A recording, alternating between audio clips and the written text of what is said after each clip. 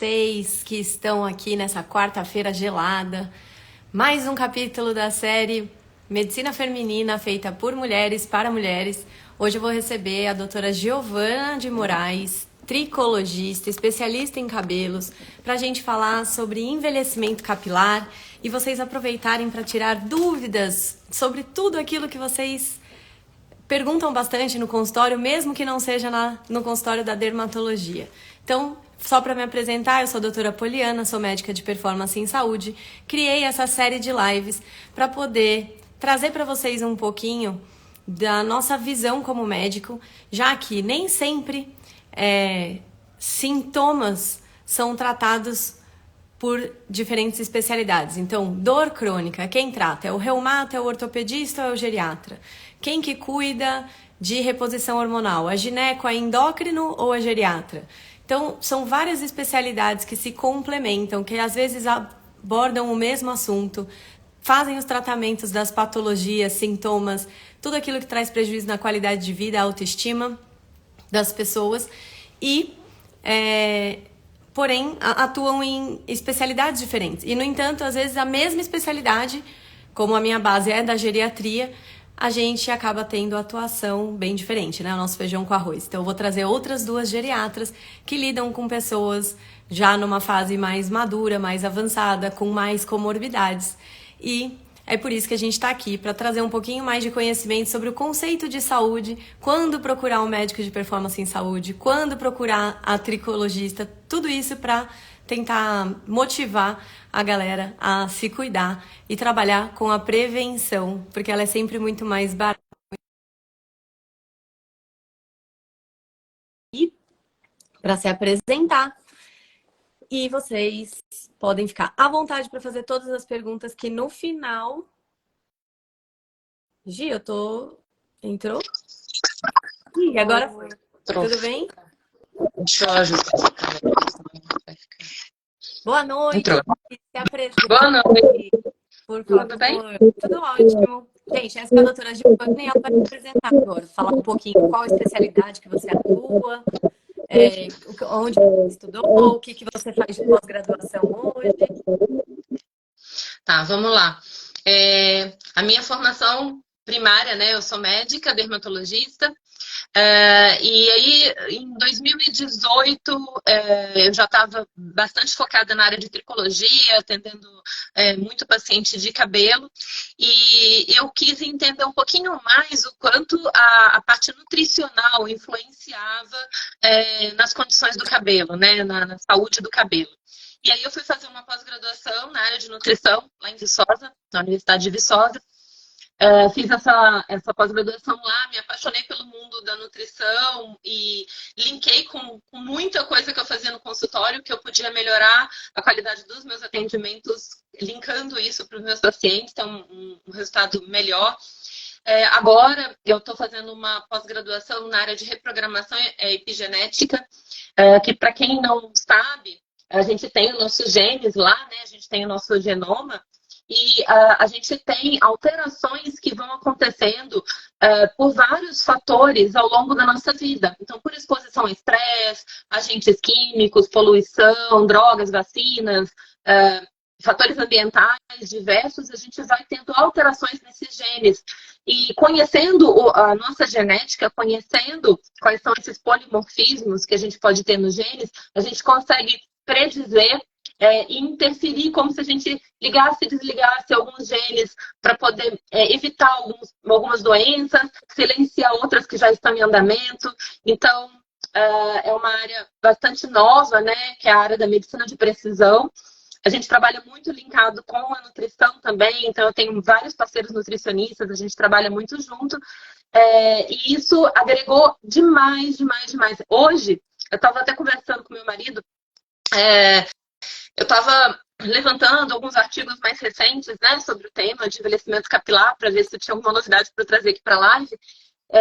E eu falei, nossa, olha só, aqui eles já falavam já há bastante tempo sobre os fatores intrínsecos, né, do envelhecimento do cabelo, que são os fatores internos, né, que estavam relacionados à produção de antioxidante, de agentes oxidativos, né, que é a contrário do antioxidante, né? Então, a produção de espécie reativa de oxigênio, o envelhecimento celular, né, os danos das mitocôndrias, e esse envelhecimento, de um modo geral, que poderia estar provocando danos no cabelo também.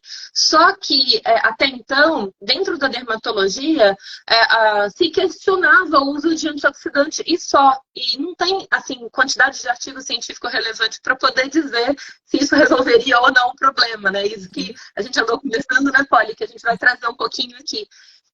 Com o conhecimento que a gente tem na medicina de precisão, a gente vê que tem muito mais que a gente pode fazer além disso. Não é só antioxidante, mas que a gente consegue também atuar sobre esses fatores intrínsecos, até então não tratados pela dermatologia. Então, só se tratava os fatores. Sol, radiação, danos térmicos, né, de secador, chapinha, e essas coisas que todo mundo sabe um pouco, né? Na verdade, acho que os intrínsecos é aquilo que a gente nem bate um pouquinho, que eu acho que tá ressoando. Eu tô me ouvindo.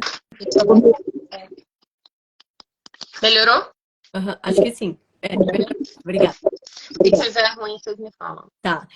E aí, na verdade, a questão do intrínseco é aquilo que a gente não consegue muito ter influência, né? É a gente, sexo, você não consegue mudar o seu sexo, né?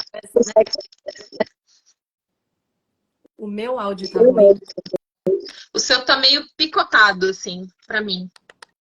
Será que é o quê?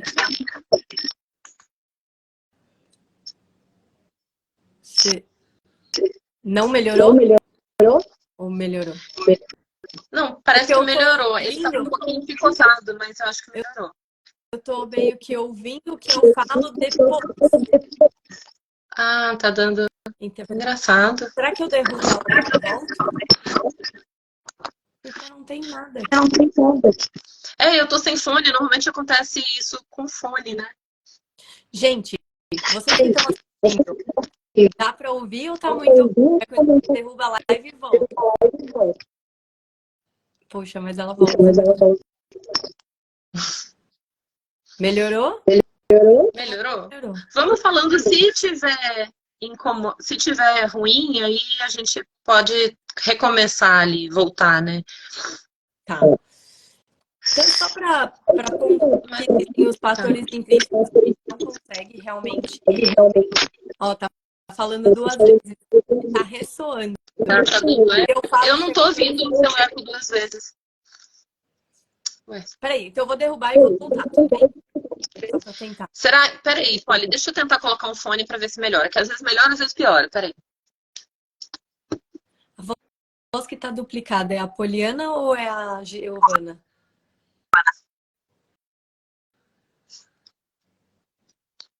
Peraí.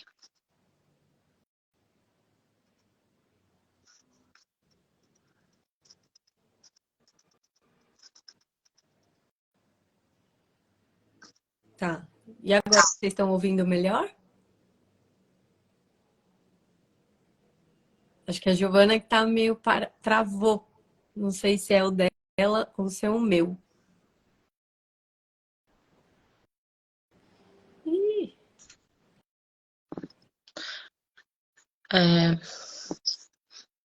Tá conectando aqui, peraí. Falou que melhorou. Eu acho que era o áudio. Melhorou agora? Acho que sim. Bom, bora. Vamos ver. É que às vezes eu tenho que tirar o fone porque atrapalha algumas lives e outras melhora. A gente não consegue entender bem como esse Instagram funciona. Bom, mas retomando aqui, tem os fatores intrínsecos, que é aquele que são imutáveis praticamente, né? Aí, na verdade, existe essa modulação agora, que é a medicina de precisão, mas ainda é uma medicina mais cara, hiper personalizada e que não está difundida assim tão para a gente colocar tanto na prática clínica, mas com certeza é a medicina do futuro. É aquela que... Com certeza. Que vai ela já nem está tão inacessível. Hoje ela está bem acessível já. a gente consegue modular estratégias diferentes para cada bolso, né, digamos assim. E o teste genético, que antes era muito caro, né, ele já está bastante acessível e a gente tem que considerar que o teste você faz uma vez só na vida, porque ele não vai mudar, os seus genes vão ser sempre os mesmos, né?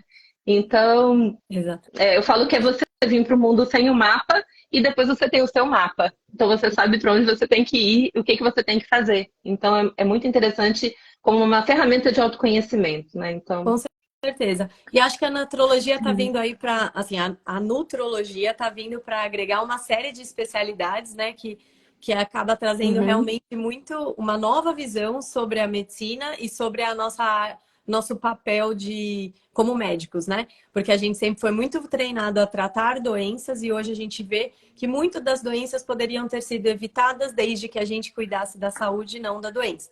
Então, nesse caminho aí do envelhecer, todo mundo quer envelhecer bem, todo mundo quer ter qualidade de vida. A gente sabe que idade é apenas um número, desde que a gente se comprometa. E como tudo na vida, né? A gente quer crescer, quer ter sucesso, a gente tem que se comprometer com o nosso estado de saúde ou com o nosso estado financeiro. A gente tem que se dedicar para aquilo que a gente quer melhorar, né? E aí, pensando em esses fatores extrínsecos, eu vou só comentar que me veio assim na cabeça.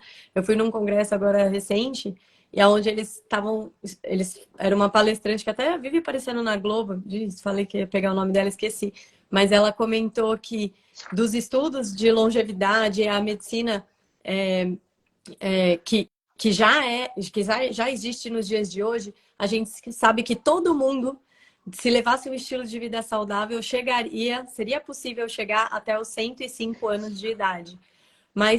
Porque nesse papel, nesses primeiros 105 anos de vida, o meio ambiente influencia 80% na capacidade de aparecer doenças e na sua longevidade. Que é aquela coisa que a galera fala, ah, não, mas aí é genética, né? Então, assim, se você excluir todos esses fatores modificáveis, todo mundo chegaria aos 105. E aí, após os 105, aí seria uma influência genética já superaria a influência do meio ambiente e você aumentaria seu risco de morte em 50%. E aí a genética realmente passaria a contar muito mais. 100%. Então, eu só achei um dado assim muito interessante porque eu não tinha muito essa visão, né? E a gente já apontou aqui algumas vezes, né, para quem está seguindo as nossas lives, de que a prevenção a gente consegue através da alimentação mesmo. E quando você precisa reverter alguma coisa, melhorar esse estresse oxidativo, esse estado hiperinflamatório, aí sim entram os medicamentos e os nutracêuticos, né? Que daí eu acho que você vai dar uma explicadinha aí do que é a diferença. Sabe, eu tava hoje conversando com um paciente agora à tarde e eu falei para ele assim, quanto mais eu estudo, mais eu vejo que quase tudo, se não tudo, de certa forma, está ligado a dois fatores básicos, que é inflamação e estresse oxidativo, né? Que é a produção de radicais livres. Então, tudo ou quase tudo, se você tiver esses dois fatores modulados, você já entra com uma frente muito grande de vantagem para tratar. É claro que isso não vai tratar todas as doenças, mas se você não tiver isso modulado, muita medicação não vai ter efeito, muitos suplementos não vão funcionar, né? Muitas estratégias podem ter um resultado aquém do esperado, né? A gente estava conversando sobre fatores intrínsecos, fatores extrínsecos do envelhecimento. Eu vou falar um pouquinho do envelhecimento do folículo capilar, né? Do cabelo, né? Dos fatores intrínsecos, que são os fatores, vamos colocar, meio internos, né? Que não dependem do meio ambiente onde a gente está. Então, a gente tem os danos por estresse oxidativo, que é a produção de radicais livres em desbalanço, né? Porque a gente tem radicais livres o tempo todo sendo produzidos e eles são importantes. Eles só não podem estar em excesso. E eles, em excesso, vão provocar danos nas células, né? Outra coisa importante é o encurtamento dos telômeros, que hoje é o que prediz o envelhecimento. Então, para quem lembra lá das aulas de biologia, das aulas na escola, né? A gente tem o cromossomo, que é que a gente tem aquele xizinho, né, do cromossomo, e uma perninha daquela ali seria um telômero, e ele carrega ali o DNA da gente.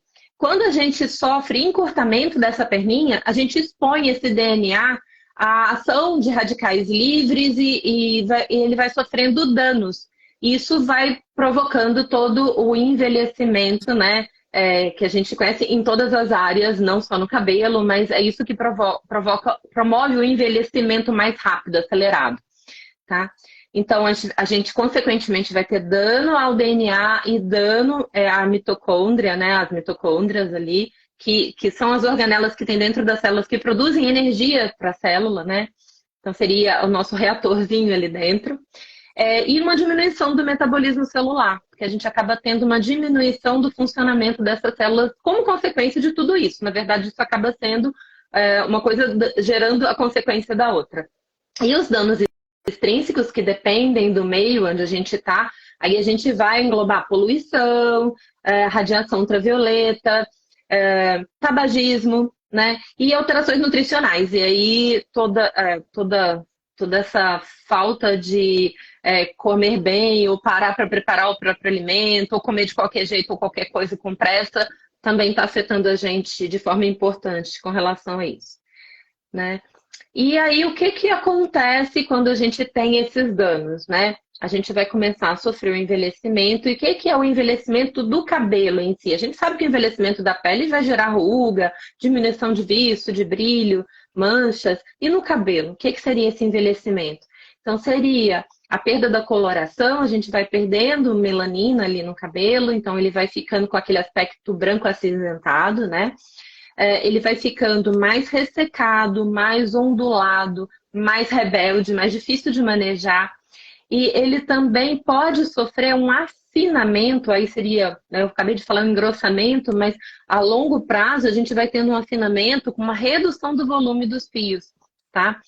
E uma diminuição na velocidade do crescimento desses cabelos também, que a partir dos 60 anos a gente já começa a observar o que a gente chama de alopécia senil, que é uma redução do volume, né, da quantidade de cabelo, que se a gente observa uma pessoa mais velha, a gente vê que às vezes uma foto dela jovenzinha bem cabeluda e depois ela tem o cabelo mais minguadinho. Então, por consequência do envelhecimento do cabelo também, E posso né? só, assim, não, porque você falando, né? Então, basicamente, existe um envelhecimento que vai acontecer para todo mundo. Mas existe aí estratégias onde você pode modular, acho que a gente pode dizer assim, né? Modular, Exatamente, modular. retardar essa progressão desse envelhecimento através do controle da produção desse excesso de radicais livres, né? E muito que você falou aí da parte nutricional, que eu acho que você vai até mais agregar, mas assim, o pessoal esquece muito da questão do secador. Isso também faz parte de fator extrínseco, né? Quando a gente fala de calor, altas temperaturas, é a chapinha, é a química do cabelo, seja para alisar, seja para alisar, seja para colorir, né? Às vezes descolorir. E aí o que acontece que o povo às vezes não se percebe é que o tempo em que você faz, uma coisa é você ter 20 anos e você faz lá um monte de química no cabelo. Outra coisa é você, ao longo dos 5... Hoje você tem 50, 60 e você passou mais tempo da sua vida descolorindo e agredindo esse cabelo. Então, de repente, às vezes as estratégias você tentar minimizar o dano, né? Do seu estilo de vida ali, pensando em cabelos. Com certeza, né? E a gente tem um cabelo que vai ficar mais fragilizado, então ele vai ficar mais suscetível a todas essas agressões que você acabou de citar, né? E ele também vai ficar mais, até por causa da idade e outros fatores que a gente vai ter junto, que a gente vai citar, a gente fica também mais suscetível ao aparecimento, né? Já é uma hora que vai aparecer mais também os quadros de alopecia androgenética, que é a calvície feminina, que está relacionada com fator hormonal e genético. Esse é hereditário, tá? O outro não, o outro é inerente do envelhecimento. A diferença, né? Se a gente me perguntado, a diferença, quando você faz o diagnóstico diferencial, a alopécia senil, você vai fazer num paciente sempre com mais de 50 anos, tá? Que não tem histórico familiar de calvície. Então, ele é um paciente que ele não tem história pessoal de alopecia androgenética e nem familiar, tá? Ele não tem um pai calvo, mamãe com pouco cabelo, um irmão calvo. A área de acometimento é um pouco diferente. Então, a gente está falando de mulheres, eu vou focar aqui nas mulheres. Nas mulheres, na alopecia androgenética, a gente tem um início uma rarefação muito nessa linha aqui de que reparte o cabelo, aqui no meio. Então, essa linha vai alargando, ela vai dando um aspecto de transparência como se fosse árvore de Natal, assim, né? Esse afinamento, essa transparência, a gente começa a ver mais aqui nessa região da frente da linha de implantação e mais aqui na região central, tá? Na alopecia senil, a gente vai ter uma rarefação que vai pegar bastante aqui em cima, na coroa, né? Então, não tão necessariamente começando aqui pela região mais da frente. Nunca vai ter relação com o hormônio andrógeno, que são os hormônios masculinos, que têm relação na alopecia androgenética, como o próprio nome diz, andro, né, de hormônios andrógenos. A alopecia senil não tem nenhuma influência de hormônio andrógeno, tá?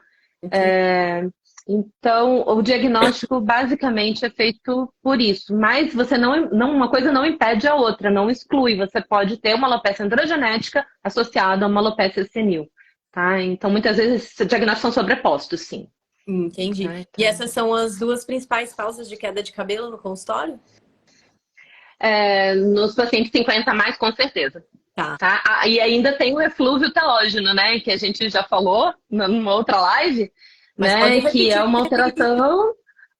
Basicamente, para dar um resumão aqui, é uma alteração do ciclo do cabelo, que quando a gente tem qualquer fator que impacta muito o organismo, ele, como forma de poupar energia, ele vai encurtar um pouco esse ciclo do cabelo e vai colocar uma quantidade maior de fios na fase telógena, que é a fase de troca. Então, você vai ter uma troca acelerada. Não chega a ser uma queda, é uma troca, mas como cai muito cabelo de uma vez e o novo que está vindo bem devagarzinho, a sensação que o paciente tem é de perda muito iminente. E o diagnóstico do eflúvio telógeno é muito feito porque a gente sente uma rarefação na entrada, então aumenta a entrada. E como as pessoas associam a alopecia androgenética masculina, que é essa rarefação da entrada aqui, elas acham que elas estão ficando calvas, né? Mas não é. Ele é 100% reversível quando não tem outro fator associado. Ele começa mais ou menos 3 a 4 meses depois do fator que desencadeou. Vou dar um exemplo, um pós-parto, que é mais comum, que todo mundo que teve filho viu que depois de uns meses caiu bastante cabelo. A interrupção ou o início de um uso de um hormônio, por exemplo. Uma dieta de restrição calórica muito grande. Então, paciente que faz uma dieta low carb, por exemplo, que reduz muito o glicogênio e reduz muito o aporte calórico, o organismo sente também isso e ele vai economizar energia. E como a fábrica dos fios, né, dos cabelinhos, ela é uma fábrica que consome uma quantidade de energia muito grande, ele vai reduzir ali a quantidade de energia para poupar para o organismo conseguir se recuperar do impacto. Outro fator, outro momento que foi muito importante para a gente observar eflúvio telógeno foi no Covid, né? Então, aquela queda de cabelo absurda que tinha após o Covid era eflúvio telógeno, exatamente porque o organismo sentiu o impacto daquele processo inflamatório grande do Covid e tentava poupar energia para lidar com aquilo, né? E aí jogava cabelo fora, né? Que é o jeito mais. Relação com veganismo ou vegetarianismo para, tipo, queda de cabelo? Pensando existe. Nutrição. Existe porque se a pessoa ela é um vegetariano ou um vegano que faz um acompanhamento nutricional adequado, ela não vai ter muita influência desse padrão alimentar nela no cabelo. Mas ela precisa de um aporte adequado de proteína, tá? Seja uma proteína vegetal, mas uma proteína de boa qualidade, numa quantidade que seja coerente com o estilo de vida, com a idade dela, tá? E ela vai precisar de suplementação sempre. Ela vai precisar suplementar principalmente zinco, ela vai precisar suplementar vitamina B12, né? E muitas vezes o ferro, né? Ácido fólico, metilfolato, ferro. E aí, assim, claro que cada paciente, né? A gente está falando de um vegetariano que come derivados lácteos, né? Come queijo, toma leite, ele não é tão restrito, é mais fácil modular isso. Mas se a gente está falando de um vegano, a gente precisa, sim, de um acompanhamento nutricional. Não dá para virar vegano sozinho. Tá? Assim, a galera tá fazendo jejum intermitente com dica de internet, né? Assim, a gente, às vezes, esses modismos, eles vêm com uma promessa de um benefício muito grande, sem expor, de fato, os riscos. de fragilização. E assim, você tá falando de cabelo, mas a gente do lado de cá vê muito sobre massa muscular, né? Ai, vamos emagrecer, vamos. Não, com certeza. Uhum. Um intermitente emagrece a qualquer custo, só que você não perdeu sua gordura, filho, você perdeu músculo. Ou seja, você Músculo. envelheceu anos de uma forma mais acelerada, a composição corporal e cabelos vai ter um aspecto de mais envelhecido, né? E se você for pensar, o cabelo ele é 100% feito de proteína, que é a queratina, né? Ele Sim. é 100% proteína. Se você não tem um aporte calórico, um aporte proteico adequado, como você quer ter um cabelo forte, né? Um cabelo saudável? É complicado, né? Sim. É, Quando que seria assim considerado sinais de alarme para procurar um especialista? Porque às vezes, né, são vários os diagnósticos, de repente um hipotireoidismo também, né, um problema metabólico pode justificar, mas assim, eu não sou dermato, mas eu recebo muita queixa. Ai, doutora, meu cabelo, meu cabelo, meu cabelo, meu cabelo, e o paciente chega, só que para mim chega com essa e várias outras queixas. Falei, gente, vamos devagar, mas quando que é um sinal de alerta de que, olha, é melhor procurar a dermato? Tipo, especialista em... é, eu Eu oriento, toda vez que você nota uma queda de cabelo muito acentuada, fora do seu padrão, porque o cabelo ele tem uma troca normal, mas quando você tem uma queda muito acentuada, mesmo que isso venha a ser só um eflúvio telógeno agudo, que eu acabei de falar, ele é autolimitado, ele vai melhorar sozinho mesmo sem tratamento, só que é nessa hora que você vai começar a identificar os quadros de alopecia androgenética, os quadros de outras alterações inflamatórias do couro cabeludo que podem agravar essa queda de cabelo. Então, às vezes, é uma hora importante para a gente não ficar só esperando passar, para a gente entender, primeiro, o que provocou, o que desencadeou isso, porque vamos supor que esse eflúvio tenha sido desencadeado por uma anemia, e você não fez controle dessa anemia, ele vai ficar prolongando, né, esse eflúvio. Então, a gente precisa entender o que foi que deflagrou esse eflúvio, controlar esse fator, melhorar as condições gerais de saúde desse paciente, né? E entender se não tem mais nada associado. Então, a gente vai examinar o couro cabeludo, se tiver dúvida de uma alopecia androgenética, fazer o acompanhamento, né? Ou outro quadro, qualquer que promova a queda de cabelo, tá? Só é cheio de querer comprar, fazer umas medidas paliativas, e hoje até eu fiz um story falando de dor e depressão, né? Que as doenças, quando elas têm uma evoluçãozinha mais arrastada, elas têm gravidade também. Só que aí na cronicidade que a doença vai se agravando, a gente perde de fato a oportunidade de ter um tratamento mais rápido e mais efetivo. Porque às vezes quando você já perdeu muita coisa e não era um eflúvio telógeno, e você perdeu a oportunidade, às vezes você não consegue mais resgatar, né? Assim, a 100%. Eu falo que tempo é cabelo, tá? Porque para quase todas as condições que a gente tem perda de cabelo, o tempo onde você intervém ele é fundamental. Então, você ter esse timing de começar a tratar o quanto antes é muito importante para que você possa recuperar, se não todos, a grande maioria dos cabelos perdidos, tá? Então, você hoje pode prevenir uma alopecia senil ou uma alopecia androgenética. Eu brinco que a gente vê lá o príncipe, o Harry, né, que é bem careca, eu sempre confundo os dois.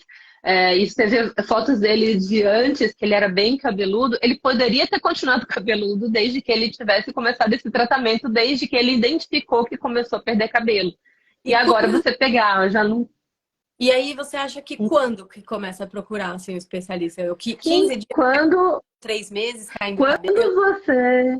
Não necessariamente o tempo, mas quando você começa a perceber que diminuiu o volume do seu cabelo, ou que tem mais transparência no couro cabeludo, ou que os cabelos estão com uma característica diferente do que costumava ser, porque muitas vezes você não vai entender muito bem o que está acontecendo, mas você entende que está diferente, né? E aí o especialista é que vai examinar e vai te dizer o que está acontecendo, né? Porque a gente tem aparelhos para poder examinar com grande aumento, para poder avaliar tanto a haste quanto a raizinha do cabelo, né? Onde ele está saindo ali. E a gente vê o couro cabeludo também, se não tem nenhuma alteração inflamatória no couro cabeludo, descamação, ou qualquer outra coisa que possa justificar isso. E começar o tratamento quanto antes. Por A nível de curiosidade, gente, uma coisa bem prática, assim, o storytelling, né, da minha vida. Meu cabelo tava caindo, aí eu fui lá e meti um aplique. Aí eu mandei mensagem pra Giovana e ela falou: menina, tira isso pra ontem.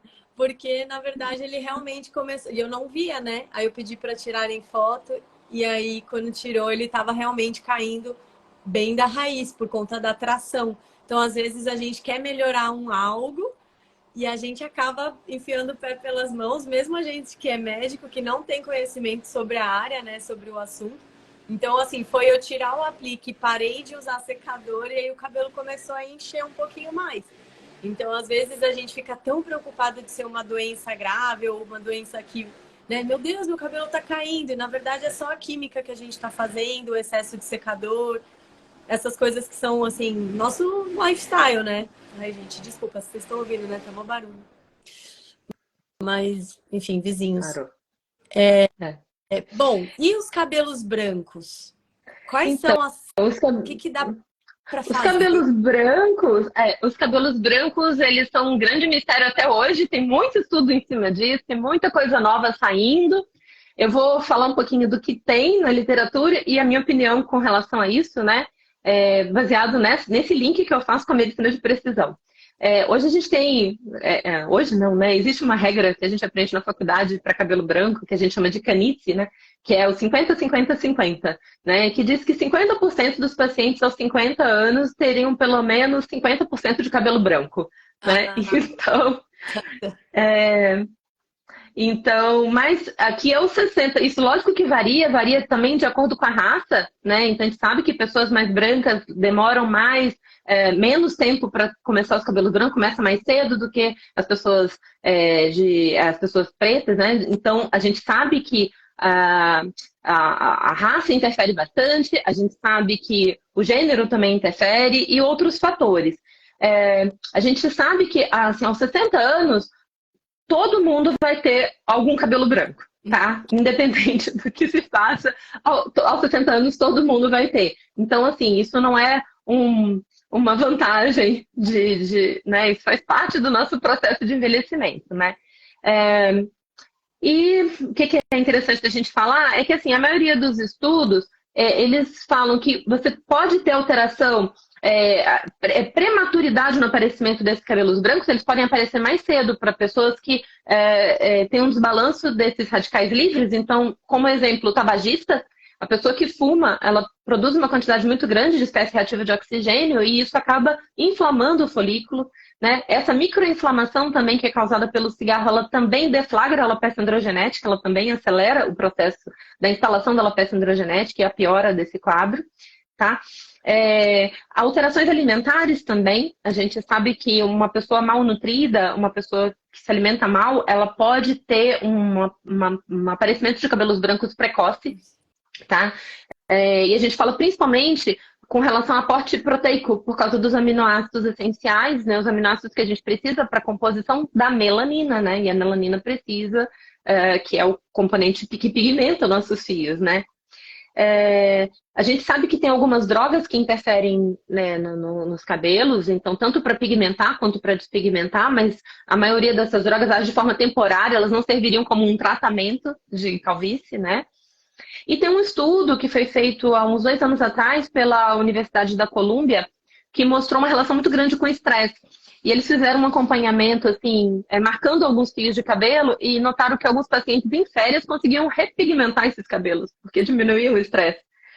Então, mas existe um porém grande para isso. Tem que ter um cabelo branco recente, não pode ser um cabelo branco que está instalado ali há muitos anos, não existe reversão para aquele cabelo branco que já é branco há 10 anos, né? E ele reverte temporariamente também, porque logo que a pessoa volta das férias e volta para o padrão de estresse dela sem manejo adequado, volta a clarear os cabelos de novo. Mas isso mostra que existe uma relação muito grande com o cortisol, né? Com o hormônio do estresse, com o estresse. E existe a teoria também dos radicais livres interferindo nisso, como eu já falei. E também acredita-se que pode ter um esgotamento das células-tronco né, ali dos melanócitos, e com isso você acaba não tendo mais essa reposição, porque a cada ciclo você vai perdendo, né, pigmento, e depois chega uma hora que esgota esse reservatório ali e você não consegue mais pigmentar. Então, não se sabe muito bem ainda qual é o fator, assim, que seja mais importante para isso. Eu acredito que é uma composição de tudo isso, né?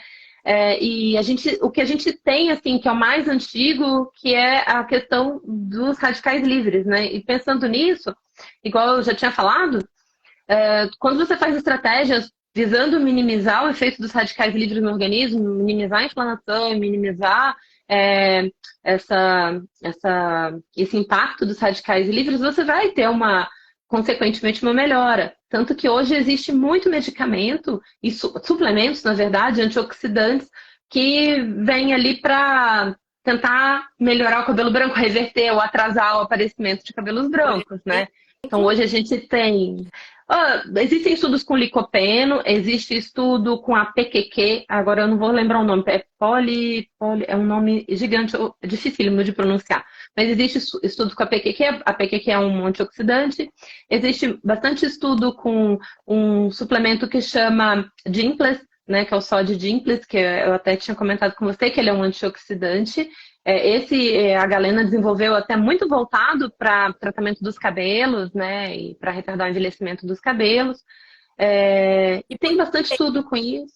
Usaria esse Então, teoricamente, você tem que usar por um período indeterminado, porque a hora que você parar, você pode ter um desbalanço de novo desses radicais livres, né? Então, quando a gente fala em estratégia anti-envelhecimento, igual a gente estava conversando, né? Acho que foi anteontem que a gente estava conversando. Quando a gente fala em estratégia anti-envelhecimento, a gente não vai parar de envelhecer porque fez uma estratégia por 6 meses ou 1 ano. Então, em tese, a gente tem que manter isso daí, né? É igual uma dieta que você emagreceu, né? E não pode voltar a comer tudo porque... Mas você consegue ver uma melhora, assim, em quanto tempo? Ou você consegue ver um antes e depois? Ou você vai tomando assim... Os pacientes, eles notam uma melhora a partir de 3 meses de uso, tá? Que eu acredito que é por causa do ciclo mesmo do cabelo. Então, com 3 meses a gente já consegue ver uma melhora. Mas tem pacientes que melhoram muito, tem pacientes que melhoram menos, tem pacientes que não veem essa melhora. Então, a gente não tem isso assim como... E eu acredito que também, como ele não é um fator isolado, né? Você não pode usar isso como se fosse a solução de todos os problemas, sendo que a pessoa está com a vida bagunçada. Então, ela come mal, ela dorme mal, ela não dorme direito, ela tem um sono horroroso, interrompido, acorda de madrugada, tem insônia, dorme tarde, acorda tarde, não se expõe ao sol adequadamente. Ela tem um estresse absurdo que ela não consegue manejar de forma alguma, né? E ela não faz atividade física, ela não tem vazão, escape para nada disso, né? Então, é muito difícil você pegar um paciente desse jeito e querer que ele tenha um efeito com um simples antioxidante. Ele não faz milagre, né? Ele é a cerejinha do bolo. Definitivamente. Então... É uma medicina integrativa. Você pode até usar exatamente. um cozinho, que a doutora Giovana está dizendo, mas assim como o ômega 3 e vários outros nutracêuticos, não vai neutralizar os efeitos oxidativos do seu estilo de vida, né? Por conta que... suplementos são fantásticos, mas é jogar dinheiro fora se você quer tomar um suplemento e não dorme bem. Se você quer tomar um suplemento e tem uma qualidade de vida horrível a nível de manejo de estresse, não faz nenhuma atividade física, é sedentário, bebe, fuma. Então, né, a gente jogar dinheiro fora. Então, se você tem isso alinhado, esses 4 pilares, né, atividade física, alimentação, manejo do estresse e sono, aí sim, aí a gente pode partir para tratamentos e suplementos, né? Só lembrar que, porque parece simples, né? Ai, comer bem, fazer exercício bem. Eu sempre pontuo aqui não é fácil. O exercício, ele é igual remédio. Ele precisa ter a frequência certa, a intensidade certa, o tipo de treino certo e o tempo adequado para você colher os benefícios dessa atividade física. E a dieta do seu colega não necessariamente é aquela que é válida para você, porque os metabolismos são diferentes, o peso é diferente, a demanda metabólica é diferente. Então, eu acredito que, até por isso, todas as especialidades médicas, eu acredito, né? Se ainda não estão assim, aprimorando nessa parte da nutrologia. E em breve todo mundo vai entrar nessa onda, porque não tem como você falar de saúde sem ter um mínimo de compreensão sobre o efeito da medicação ali no seu corpo e entender que a gente tem que fazer o caminho inverso, na verdade, né? Não é esperar adoecer para, tipo, tomar alguma coisa. Às vezes é melhorar a alimentação para você minimizar a necessidade tanto de medicamento quanto desses suplementos. Então, só porque o tempo está urgindo e eu preciso muito fazer as perguntas que os nossos telespectadores mandaram. Onde é que eu fiz? Polly, deixa eu só fechar um pouquinho aqui para a gente não ficar com isso, né, em suspenso por causa do tempo mesmo, tá? Pode falar. Eu tinha prometido que eu ia dar umas dicas gerais aí para indicar o envelhecimento do cabelo, coisa prática. Então anota, gente, pega um papelzinho e anota, porque é ouro, tá? O que eu vou dar. É claro que isso, sem a gente ver um teste genético ou um exame laboratorial de um paciente, a gente não consegue ajustar a dose certinha, tá? Mas, de um modo geral, vocês fazendo isso daqui, a gente já consegue. Então, além dos cuidados com os fatores extrínsecos, então evitar expor o cabelo muito ao sol, água quente, secador, chapinhos, todo mundo sabe química, eu não vou ficar batendo nessa tecla, né? Vamos a parte que as pessoas conhecem menos, né? Então, o que a gente pode tomar, o que a gente pode fazer para ajudar a melhorar? Eu vou dar dicas, assim, para mim, os suplementos que são mais importantes, tá? A creatina é importantíssima, né? Porque a creatina ela ajuda também a fornecer essa energia que as células precisam para poder produzir o folículo, né? E é muita energia que precisa.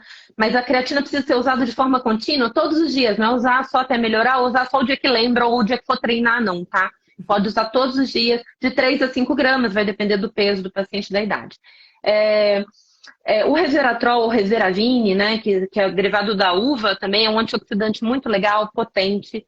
O Dimples, que eu falei, que é um antioxidante da galena, que é legal. O Dimples a gente usa na dose de 40 miligramas, tá? Pode ser mandado manipular, qualquer farmácia faz isso. Os suplementos de vitamina, e aí é muito importante, vitamina D e a vitamina B9 e B12 na forma ativa, que seria o metilfolato e a metilcobalamina, tá? Então, se você não tem uma deficiência importante desses dois, você pode usar uma dose mais baixinha, de 300, 400 microgramas. Mas para deficiências mais importantes, a gente vai precisar de doses prescritas por médicos, né? Doses mais altas, tá? O magnésio, que eu acho muito legal e importante usar, 200 miligramas de magnésio, da forma como você preferir. A coenzima Q10, que é um antioxidante que fornece muita energia celular. O ômega 3, e aí sempre procurar um ômega 3 de qualidade boa, com pureza bom, que tem aquele selinho, né? É bem importante. A vitamina D, eu já falei. É o selinho da Foz lá, né? Porque a gente sabe que não tem contaminação por metais pesados, né?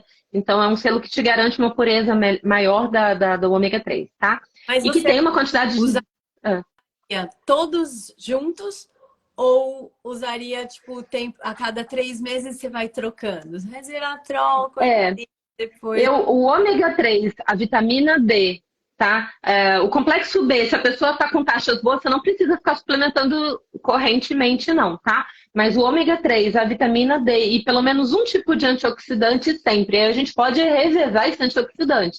Então, a gente pode usar por um tempo o Dimples, depois por um tempo o resveravine, depois por um tempo a gente pode usar a coenzima Q10. A coenzima Q10 eu gosto dela sempre, tá? A gente pode usar o PQQ alternado, mas vamos lá. Magnésio, creatina, ômega 3, vitamina D e coenzima Q10, esses 5 eu acho que a gente tem que ter na nossa rotina, tá? E aí, assim, dose pode ser individualizada, a gente pode... fazer associações com tipos de antioxidantes mais em conta para poder usar um ômega 3 melhor, muitas vezes. Então, sempre tem um ajuste ali de acordo com o que o paciente pode fazer dentro da realidade dele. Né? Não adianta eu passar um suplemento de R$2.000 por mês, eu sei que a maioria não vai poder manter o uso disso, tá? Mas é bem viável, tá? É uma prática bem viável, é um investimento muito importante, eu acho, para o futuro, né, da nossa saúde.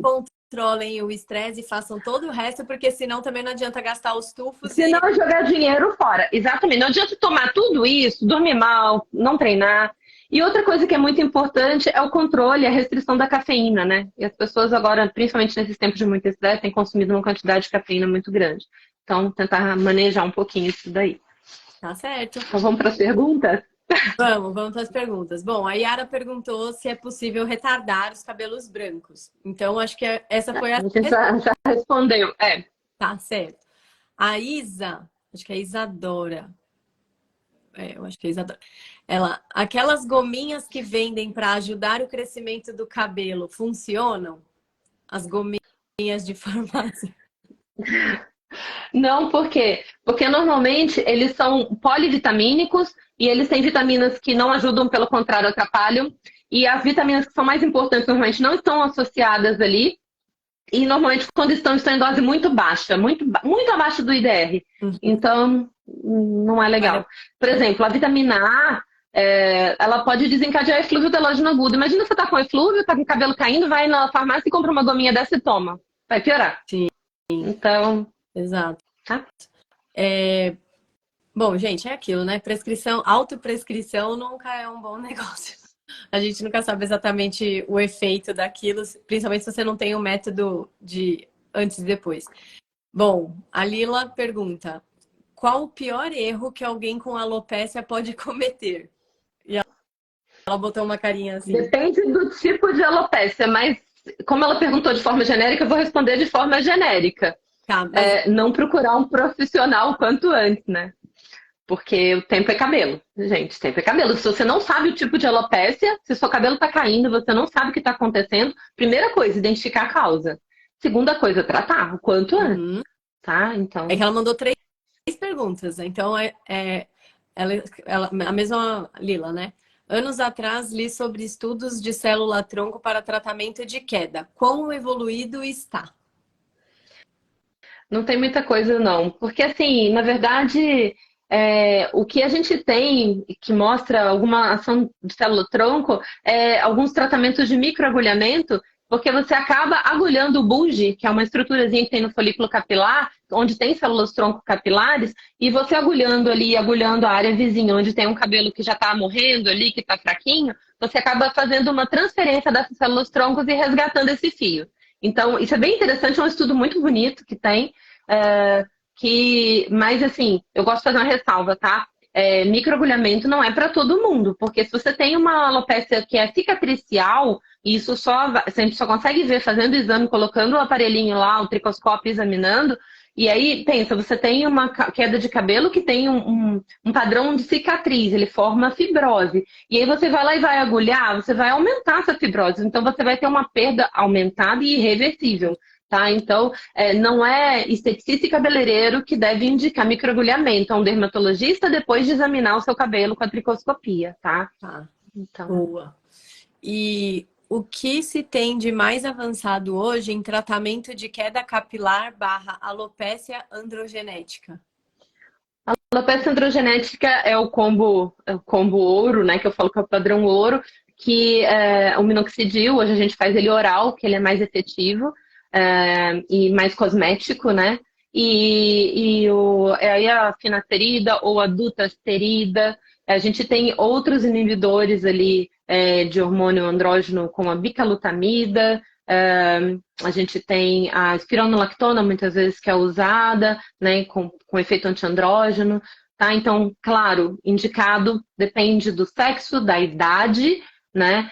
Se o paciente não tem chance mais de engravidar ou está em contracepção efetiva, porque a maioria dessas medicações não podem ser usadas em mulheres com chance de gravidez, tá? E lembrando, né, que eu acho que nunca é demais, que não é porque a mulher está na pré-menopausa ou na menopausa que ela não pode engravidar. Principalmente naquela fase de transição para menopausa, ela fica bastante fértil, né? Então eu já vi muitas mulheres engravidarem nesse momento, tá? Então cuidado, sempre fazer com orientação. O Paul pergunta, então é isso. Se pode fazer o tratamento combinado com minoxidil em loção e oral? Pode, tem alguns estudos que sugerem que isso poderia melhorar. Tem um estudo do Shapiro que ele fez. O primeiro estudo dele mostrava que isso poderia melhorar o efeito do outro, tá? Mas hoje ele mesmo não indica essa associação, visto que o minoxidil oral ele é mais efetivo, né? E o minoxidil tópico, normalmente o veículo dele que é mais efetivo é um veículo que acaba sendo bastante irritativo para o couro cabeludo, mais oleoso. né? Então, não é um veículo cosmético, tá? Então, a adesão também ao tratamento ela é menor. Então, hoje a gente tem sim dado preferência a doses individualizadas e ajustadas em cada consulta de minoxidil oral para todos os pacientes. Tá? E a Erika pergunta se a partir de que idade ou sintoma procurar uma especialista em cabelos? A partir da hora que você vê que seu cabelo, já respondi, né? A partir da hora que o cabelo tá caindo mais do que você tá acostumado a ver, né? Ou se você tá sentindo sintomas de coceira, dor, queda localizada ou generalizada, diminuição, afinamento dos fios, qualquer coisa diferente que você não está entendendo o que está acontecendo com o seu cabelo, na dúvida, procure um especialista, né? Para avaliar direitinho o que está acontecendo. Eu vou fazer a minha e depois tem umas aqui também que a galera mandou. Então, assim, só rapidinho. Uhum. E biotina? Que é Pantogar, que é tudo Exímia, esses famosinhos assim do cabelo que Suplementos prontos, né? Famosos. uns negócios que a pessoa fala, ai, eu tô tomando, funciona. Eu falo, ai, meu Deus, sei lá, isso funciona isso aqui. Então, eu não costumo prescrever esses suplementos, porque, como eu mesma já disse, as minhas prescrições são individualizadas, então eu faço em cima de exames. Então, cada prescrição tem uma posologia, uma dose diferente, um suplemento diferente, uma vitamina ou um mineral diferente, porque é o que o paciente está precisando. Eu faço personalizado. E toda vez que você usa um suplemento geral, assim, primeiro, eu nunca encontrei um que tenha tudo que eu preciso, mesmo para a maioria dos casos, em doses adequadas, e muitas vezes eles têm coisas que eu não gostaria que tivesse ali dentro, né? Como é o caso da vitamina A, muitas vezes. Então, não. E biotina, a gente tem estudos muito bons com biotina para síndrome das unhas frágeis, para unha mesmo, tá? Para cabelo, eu não vejo ela tão como um fator muito importante, não. Eu não prescrevo, não costumo prescrever, tá? Gosto muito do silício para cabelo, prescrevo silício orgânico. Outra coisa, o minoxidil via oral, ele, estava falando em unha, ele acelera bastante o crescimento e o fortalecimento das unhas, tá? Então, quando a gente está fazendo para o cabelo, vai melhorar a unha do paciente também. E, bom, a Ivani está perguntando se teste, porque acho que foi logo no comecinho da live que a gente falou que a medicina de precisão, ela realmente tem, eu achei que não era tão acessível assim na prática, até porque não tem tantos profissionais especializados no assunto. Mas ela pergunta, teste genético acessível para quem? Qual que é o valor médio de custo de um teste genético? Então, eu costumo falar para os pacientes que eu não vendo teste, quem faz o teste é o laboratório, então a gente tem vários laboratórios diferentes com vários valores diferentes, né? Que vão variar em épocas de promoção aí, R$ 280 até R$ 4.500, tá? O que faz diferença para mim? É o laudo. Porque não adianta você ter um teste caríssimo com um laudo pobre que vai te entregar lá meia dúzia de genes e estratégia meio boca para aquilo ali, e isso não vai resolver o problema de ninguém. E como é um teste que você não precisa ficar fazendo 1000 vezes na sua vida, uma vez só faz, se você tiver um painel com laudo muito bom, você fica com a maioria dos seus problemas resolvidos com um teste só. Então, hoje eu trabalho com um laboratório que me fornece os dados brutos, né? E aí eu faço o meu painel de acordo com a necessidade do paciente e monto esse painel. Esses dados brutos são todos os genes, ficam arquivados, é um arquivo enorme, com mais de 660 mil SNPs lá.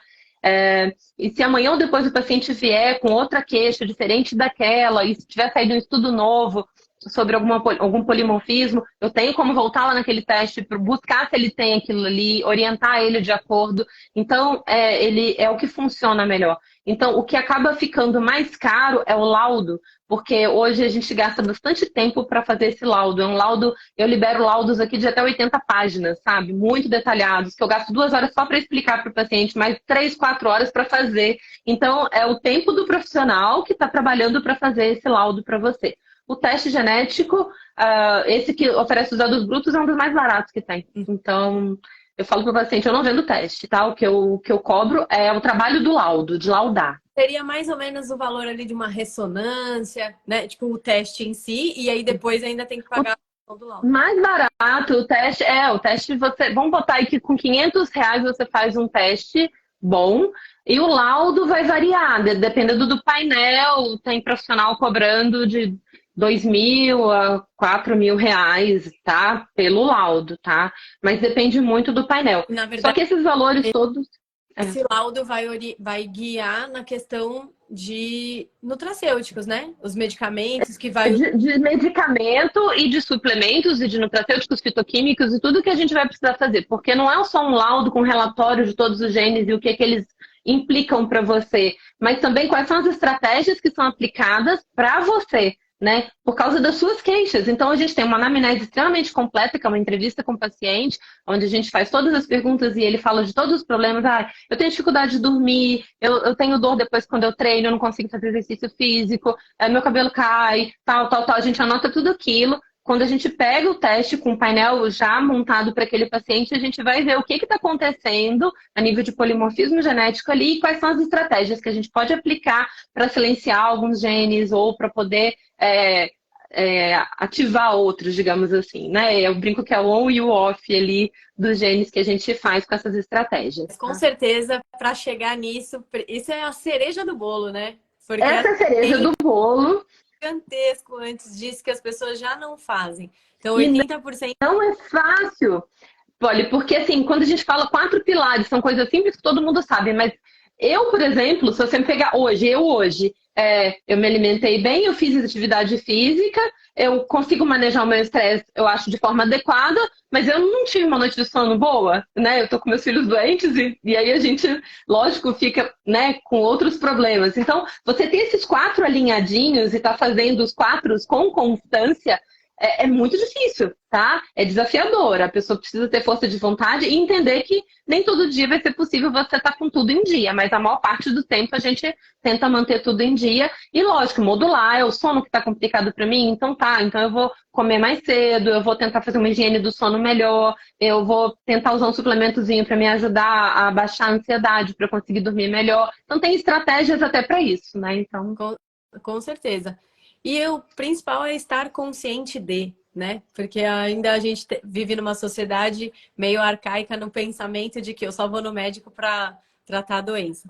A Vanira falou, estou amamentando, meu cabelo está caindo muito. Aí o Paul está agradecendo por ter respondido a pergunta dele. Aí a Vanira está perguntando se quem amamenta pode fazer o tratamento com minoxidil. Não, o minoxidil tópico na amamentação ele é liberado, tá? O oral não, tá? Mas o tópico ela poderia usar, sim. Tá. A Maria José mandou um recadinho. Só, desde que ela tome muito cuidado para não ter contato com o bebê, tá? Porque passa na cabeça, vai dormir, aí encosta a cabeça no neném. Então tem que tomar cuidado, tá? Sim, com certeza. Maria José só mandou um alto nível, foguinhos, porque acho que ela gostou da live. Gente, é isso que a gente tinha para dizer, para trazer para vocês. Espero ter respondido todas as dúvidas. Giovana, você é incrível, maravilhosa, adoro. Espero você vir para São Paulo para poder dar a minha consulta, que eu estou esperando já faz, acho que alguns meses. E muito obrigada. Tô indo. Mês que vem eu tô aí. Muito obrigada por ter aceitado participar da live. Imagina. Para quem tiver mais alguma dúvida e tiver alguma coisa que ficou depois, parou para pensar e surgiu alguma dúvida, pode mandar no meu direct lá, que eu respondo para vocês. Fala que viu na live, que tem dúvida e eu respondo para vocês. Isso aí, com certeza. Ou deixa aqui embaixo nos comentários, se quiser, pede assuntos que a gente pode fazer várias lives aí para frente. E é isso. Obrigada, gente. Boa semana. Até a próxima quarta. Obrigada, Polly. Foi um prazer. Até mais. Tchau. Tchau. Boa noite.